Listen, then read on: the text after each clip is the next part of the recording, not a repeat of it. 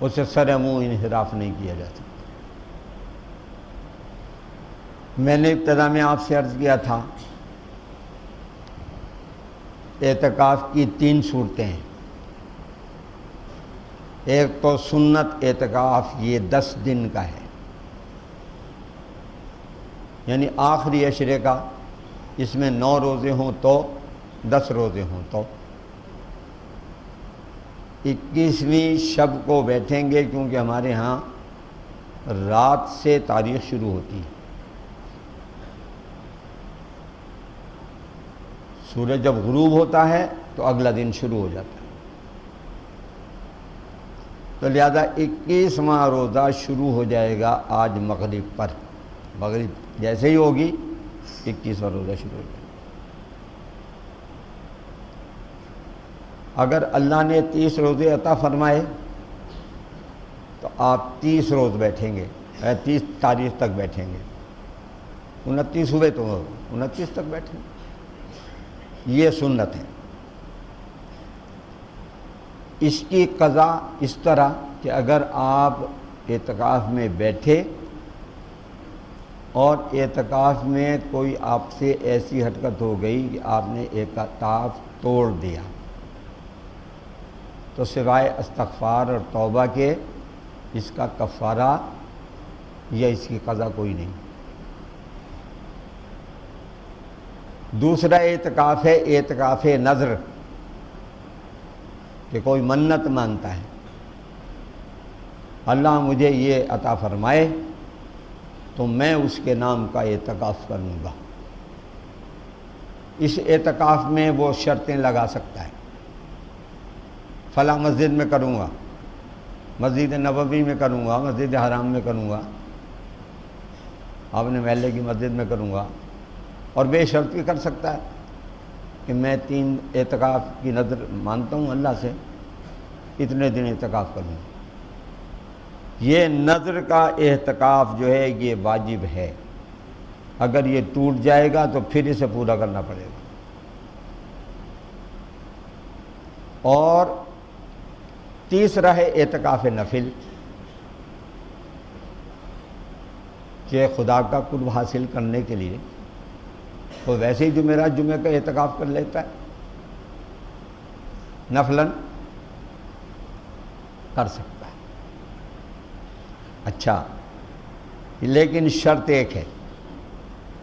رمضان کے یہ 10 روزوں کا اعتکاف تو ہو گیا سنت، نظر اعتکاف جو ہے اور نفل اعتکاف جو ہے اس کے لیے کوئی مہینہ کوئی شرط نہیں ہے، آپ رمضان کے بعد بھی کر سکتے ہیں، لیکن شرط ہے ایک، کہ جب بھی کوئی اعتکاف کرے گا رمضان سے علاوہ تو روزہ اعتکاف کی شرط ہے، روزے کے بغیر اعتکاف نہیں ہو سکتا، کوئی بے روزے دار اعتکاف نہیں کر سکتا۔ نظر کا اعتکاف بھی جب کریں گے آپ تو روزہ رکھیں گے، نفل کا اعتکاف کریں گے تب بھی روزہ رکھیں گے۔ تو لہذا اب تو یہ مسئلہ ہمارے درپیش ہے اعتکاف سنت کا، کہ جو سب سے اہم بات ہے وہ تو کوئی نظر مانے تو اس پر واجب ہوتا ہے، نہ مانے تو نہیں، نفل کرنا چاہے کر لے، نہ کرنا چاہے تو نہ کرے۔ لیکن بھائی شام سے پہلے محلے والوں 1 2 3 جتنے بھی تمہیں توفیق ہوتی ہے آدمیوں کی اعتکاف کے لیے نکالو گھروں سے، جو اعتکاف کرنے آئے ہیں ان کے لیے ہدایات چند ایک باتیں کر کے میں بات ختم کر لیتا ہوں۔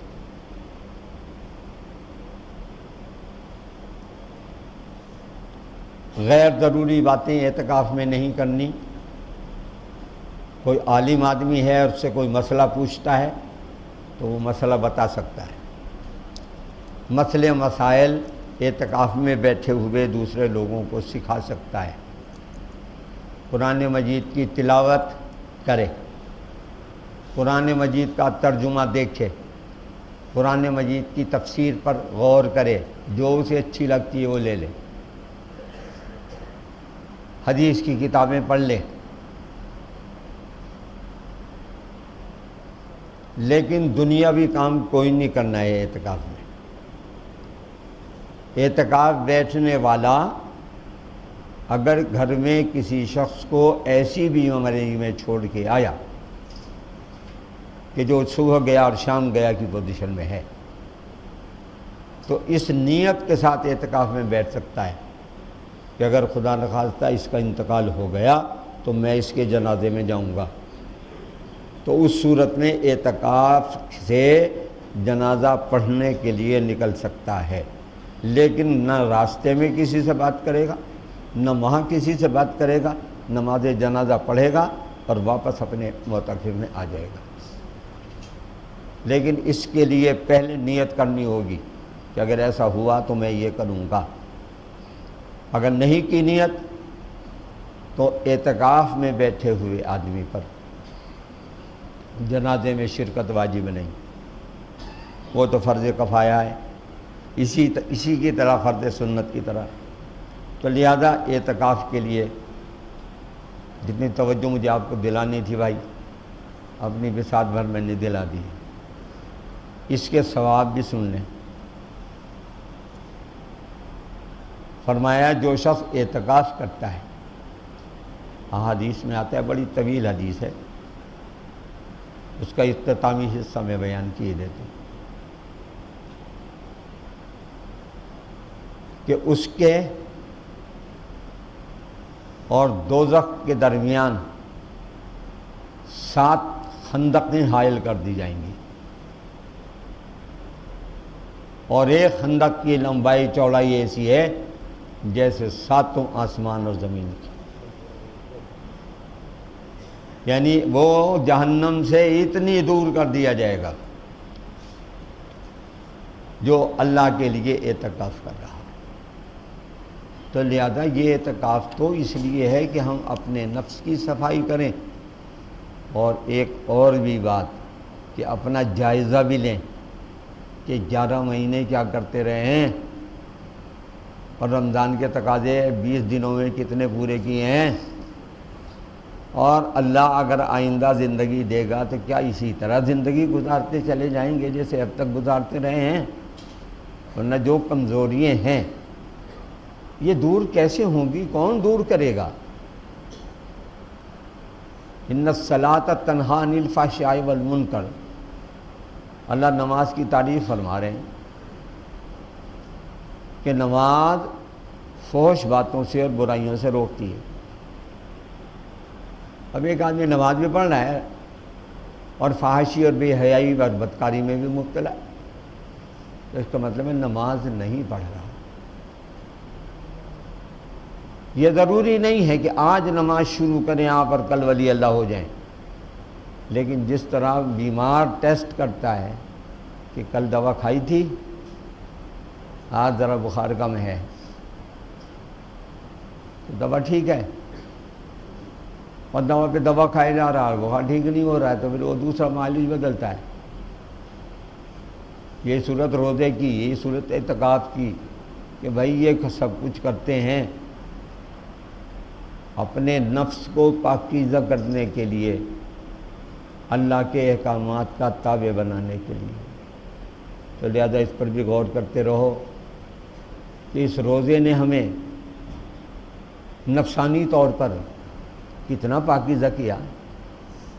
ان نمازوں نے ہماری سطح کتنی بلند کی، ہمیں جھوٹ سے کتنا دور کیا، غیبت اور بدگمانی سے کتنا دور کیا، حرام خوری سے کتنا ہٹایا، ظلم و ستم سے کتنا دور کیا، قتل و خوریزی سے کتنا دور کیا، دوسرے کے حقوق مارنے سے کتنا دور کیا، اور دل میں کوئی جذبہ پیدا ہوا کہ موت آہستہ آہستہ دب قدموں آ رہی ہے، کل اللہ کے حضور حاضر ہونا ہے، اور وہ جواب مانگے گا، ان سوالات کی تیاری کی ہے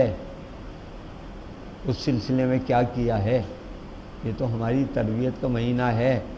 موت کا نام سن کے لوگ لرزنے لگتے ہیں، کہتے ہیں یہ دیکھو بدشگونی کی باتیں کرتے ہیں، یہ رحمتوں برکتوں کا مہینہ ہے، یہ موت کی بات کر رہے ہیں۔ نبی صلی اللہ علیہ وسلم نے عید کے دن جو دعا فرمائی ہے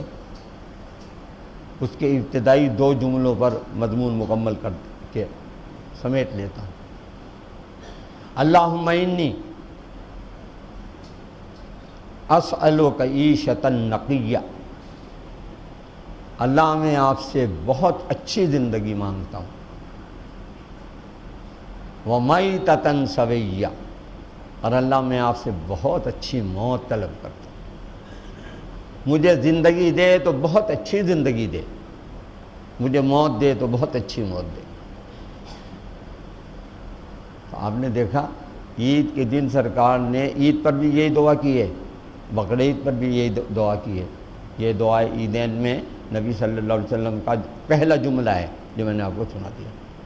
تو لہذا موت کوئی ڈرنے کی چیز نہیں ہے، ہاں اس اعتبار سے ڈرنے کی چیز ہے کہ اس کی تیاری کر لی ہے، اگر تیاری کر لی ہے تو مبارک، اور تیاری نہیں کی ہے تو ابھی وقت ہے، تیاری کر لیجیے۔ وآخر دعوانا